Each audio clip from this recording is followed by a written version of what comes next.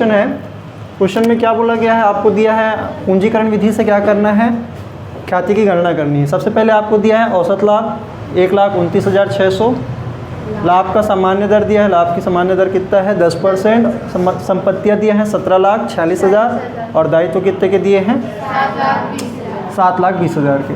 अब इतनी जानकारी से आपको दोनों तरीके से, पहला अधिलाभ औसत लाभ की पूंजीकरण और दूसरा अधिलाभ की पूंजीकरण, ठीक है।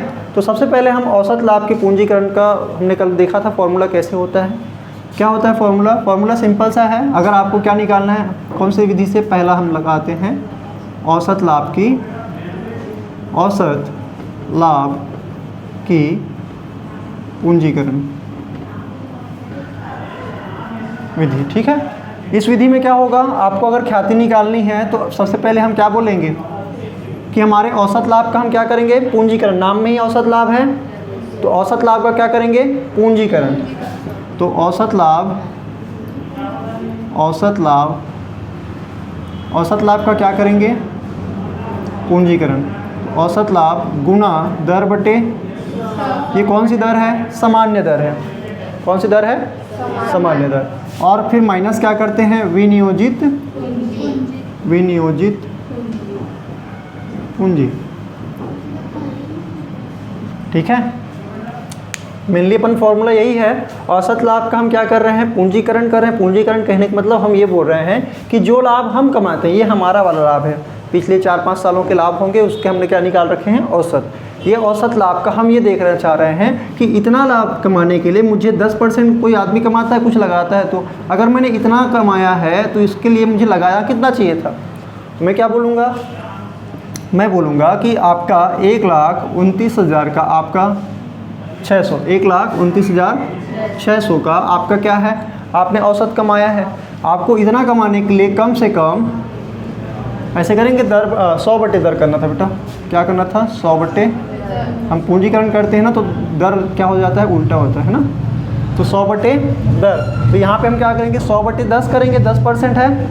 चलो, और यहाँ पे दूसरा ये बोला है कि आपका दूसरा विनियोजित पूंजी नहीं है, जानकारी में क्या नहीं है विनियोजित पूंजी नहीं है। तो हम यहाँ पे एक वर्किंग नोट बनाएंगे। वर्किंग नोट क्या होता है, कोई भी अपन रफ टाइप का कार्य करते हैं जो उसको बताना है हमारी कहाँ से नंबर आया है, आंकड़ा आया है, उसको अपन दिखाने के लिए क्या बनाते हैं वर्किंग नोट। और वर्किंग नोट में हमको यहाँ पे विनियोजित पूंजी पता नहीं है। पता कैसे चलता, देखो ये एक औसत लाभ दिया है, क्या दिया है औसत लाभ। अगर आपको सामान्य लाभ दिया रहता ना तो आप सामान्य लाभ से निकालते हैं। एक मैंने बताया था आपको कि सामान्य लाभ का क्या करते हैं, सामान्य लाभ का गुना 100 बटे दर करते, तो ये हमारा निकलता है विनियोजित पूंजी। बात समझ में आया।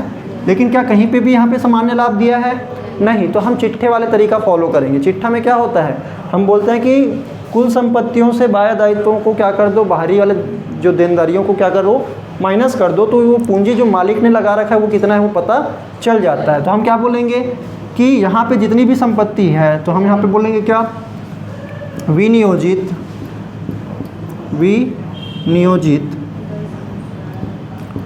पूंजी। कैसे निकालेंगे, हम बोलेंगे कुल संपत्तियों की कुल कीमत या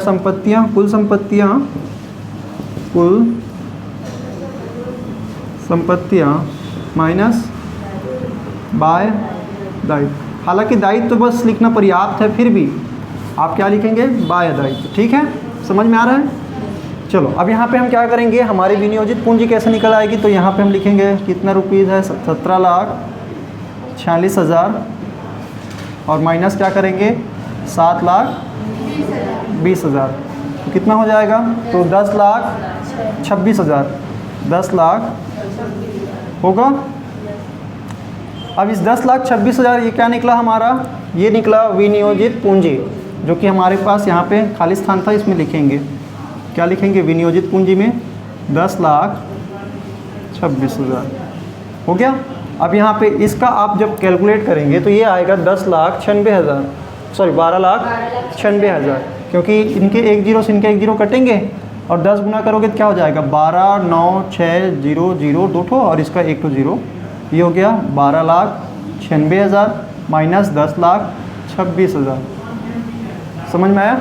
अब 12 में 10,26,000 माइनस करोगे तो कितना हो गया 12,96,000 में, तो ये आ जाएगा आपका 2,70,000। ये क्या है आपकी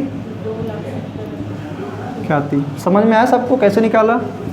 क्यों मैं इस वाले मेथड को क्यों यूज़ किया? क्योंकि मेरे पास अभी क्या नहीं दिया है, सामान्य लाभ नहीं दिया है। सामान्य लाभ दिया रहता तो मैं कौन सी विधि यूज़ कर रहा होता, कौन सी विधि यूज़ कर रहा होता? आप चाहें तो सामान्य लाभ से भी कर सकते थे, सामान्य लाभ आप निकाल भी सकते हो। ये पूंजी विनियोजित पूंजी निकल गई ना, अब विनियोजित पूंजी से ही तो हम क्या निकालते हैं, दर से गुना करके सामान्य लाभ निकालते हैं।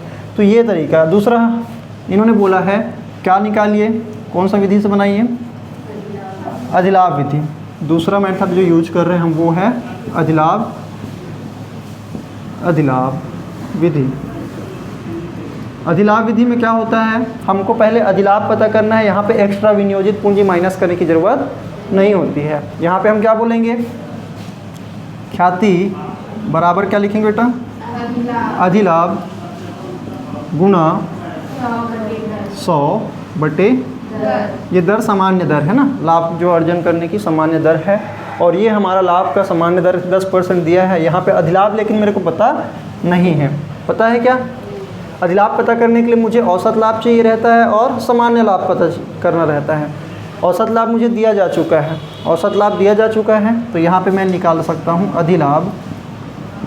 ध्यान रखना दोनों ही तरीके से क्या निकलेगा, ख्याति समान निकलेगी। जैसे यहाँ पे 2,70,000 आया है तो यहाँ से भी 2,70,000 ही आएगा, क्योंकि एक ही फॉर्मूले के दो अलग अलग रूप हैं। ठीक है, दोनों तरीके से एक जैसी निकलेगी।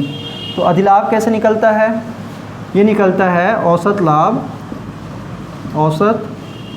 लाभ से। हम कैसे, वो लाभ जो मैं कमाता हूँ और बाकी लोग जो सामान्य लाभ कमाते हैं, सामान्य लाभ, इसको कम करने से क्या निकल के आती है, हमारी अधिलाभ निकल के आती है। क्लियर है, यहाँ तक क्लियर है? अब यहाँ पे बताओ, औसत लाभ तो हमारे को दे रखा है, कितना है 1,29,600, तो 1,29,600 ये हमको दे रखा है। सामान्य लाभ पता नहीं है, सामान्य लाभ कैसे निकालेंगे, हम बोलेंगे विनियोजित पूंजी में 10% करेंगे तो क्या निकल आएगा, सामान्य लाभ। तो हम यहाँ पे लिख सकते हैं वर्किंग नोट नंबर ये 1 है और ये 2 है और इसको हम बोल सकते हैं 3। समझ में आ रहा है सबको? तो यहाँ पे हम क्या बोलेंगे, सामान्य लाभ। ये कैसे निकलता है, हम बोलेंगे कि जो आपने पूंजी लगाई है ना, विनियोजित पूंजी, उसमें लोग कमाते कितना है, जनरली कमाते कितना है, तो विनियोजित पूंजी का हम क्या करेंगे, दर बटे 100। तो यहाँ पे हमारी विनियोजित पूंजी कितनी दे रखी है, तो हमारी विनियोजित पूंजी तो दिया नहीं है, तो हमने यहाँ पे निकाला है, कितना निकाला है 10,26,000। तो हम लिख देंगे 10,26,000 का 10%, तो क्या हो जाएगा, 1 0 कम हो जाएंगे, तो ये हो जाएगा 1,02,600। 1,02,600। सब क्लियर है? ये क्या आया हमारा सामान्य लाभ। अब इस सामान्य लाभ को क्या करेंगे, हम यहाँ से माइनस करेंगे, तो ये आया है 1,02,600। ये 1 0 बस कम करें ना, ये हो गया 1,02,600। तो यहाँ से हम माइनस कर देंगे 1,02,600। 600 में 600, ये 29,000 में 2,000 कम करोगे तो 27,000 है ना। तो ये बचेंगे मात्र कितने, 27,000। सबको समझ में आ रहा है यहाँ तक? अब ये अधिलाभ निकला, अधिलाभ का क्या करना है, हमको पूंजीकरण करना है। तो सिंपल है, अधिलाभ हमने निकाल लिया, तो यहाँ से हम बोल सकते हैं अधिलाभ जो कि है 27,000 गुना 100/10, आ गया 2,70,000 है ना। समझ में आया सबको? तो इस तरह से ख्याति जो है, आप चाहे अधिलाभ विधि से निकालें, अधिलाभ की पूंजीकरण से निकालें, या औसत लाभ की पूंजीकरण से निकालें, दोनों ही तरीके से आपका आंसर क्या आएगा, सेम आएगा। क्लियर है? चलो इसको नोट डाउन कर लो।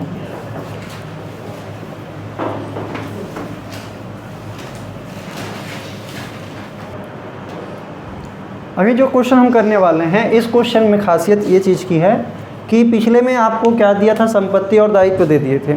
इस बार क्या दिया, डायरेक्टली आपको पूंजी बता रखा है। दूसरा ये बता रखा है औसत लाभ दे रखा है, और आपको क्या निकालना है, औसत लाभ की पूंजीकरण विधि से आपको, अधिलाभ की पूंजीकरण विधि से आपको इसके ख्याति की गणना करनी है। सिंपल सी बात है कि आपको क्या करना है, सबसे पहले ख्याति जैसे निकालते हैं, कौन सी विधि से? अधिलाभ विधि से पूंजीकरण करने पर। तो हम क्या बोलेंगे? अधिलाभ, है ना, और गुना क्या करेंगे? 100/10। लेकिन अधिलाभ निकालने के लिए आपको क्या चाहिए? अधिलाभ निकालने के लिए आपको, सुपर प्रॉफिट निकालने के लिए पहले तो औसत लाभ चाहिए और सामान्य लाभ चाहिए। सामान्य लाभ इन दोनों से निकल आएगा, औसत लाभ तो ये है ही। तो हम क्या निकालेंगे? सामान्य लाभ, ये वर्किंग नोट का पार्ट है, कितना निकलेगा? तो लिखेंगे, आप पूरा लिख लेना ना, विनियोजित पूंजी गुना दर। 7.5% को कैसे लिख सकते हैं? 7.5 ऐसा लिख सकते हैं, और बट्टे में 100। तो क्या हो जाएगा? यहाँ पे अगर ये बोलो कि इसको अगर हटा दोगे तो 1 0 बढ़ा दो, है ना, तो इसके 3 0 गायब हो गए और इसके, समझ में आ रहा है? अब यहाँ पे आप क्या करोगे? 75 का गुना 80 से करोगे तो कितना हो जाएगा? कितना आया? 6000। तो ये आ जाता है सामान्य लाभ। सामान्य लाभ आ गया, औसत लाभ ऑलरेडी दिया है, तो आप क्या निकाल सकते हैं? अधिलाभ निकाल सकते हैं। अधिलाभ कैसे निकलेगा बेटा? औसत लाभ माइनस सामान्य लाभ। औसत लाभ दे रखा है 9000, सामान्य लाभ हमने निकाल लिया कितना? 6000। तो 9000 माइनस 6000 कितना आ जाएगा? 3000। अब इसी 3000 का हमको क्या करना है? पूंजीकरण से ख्याति निकालना है। तो सिंपल है, यहाँ पे हम लिखेंगे 3000, ये लिखना ज़रूरी नहीं है, गुना 100/10। दर कितना है? 7.5। इसको हम ऐसे भी लिख सकते हैं, 7.5% को ऐसे भी लिख सकते हैं, जैसे 7 और 1/2 है, तो 7 दूनी 14, 1 15/2। तो जैसे ही 15/2 लिख रहे थे ना, 15/2, तो ये 2 ऊपर चला जाएगा, तो ये हो जाएगा गुना में। समझ में आया? तो यहाँ पे हम क्या बोलेंगे कि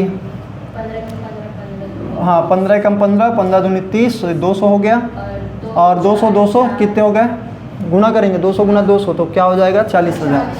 कितना हो जाएगा? 40,000। तो ये हमारी क्या निकल आई? ख्याति। ईजी है, बस इतना ही क्वेश्चन में करना है आपको, इससे ज़्यादा कठिन क्वेश्चन नहीं आ सकता अभी फ़िलहाल के आपके 12th के स्टेज पे। समझ में आ रहा है? तो उम्मीद करता हूँ आज की क्लास आपको समझ में आई होगी। मिलते हैं नेक्स्ट वीडियो में, तब तक के लिए धन्यवाद। तुम लोग बोल दिया करो।